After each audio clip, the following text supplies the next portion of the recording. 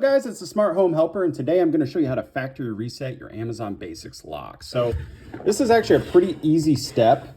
What you're going to do is you're going to take this back plate off right here. When you do that, it's going to be kind of hard to see, but if you can see a little dot right there, you're going to get something small. I got a little orange pen here, but you're going to hold it in for 5 seconds. And when you hear 3 long beeps, then you know that it's been factory reset. So we'll go ahead and do that. 1, 2, 3, 4, 5.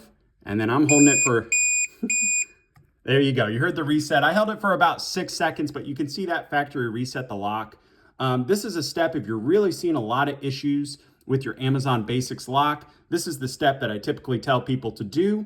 The other thing too is if you get this as a brand new lock, that's probably the first step that you want to do just to make sure that, you know, it goes back to all its default settings. So that's how you guys factory reset. If you have any questions or issues, feel free to leave a comment. And on the top, I'll have the playlist of other videos on the Amazon Basics lock to help you guys out. So thanks for watching, and don't forget to subscribe.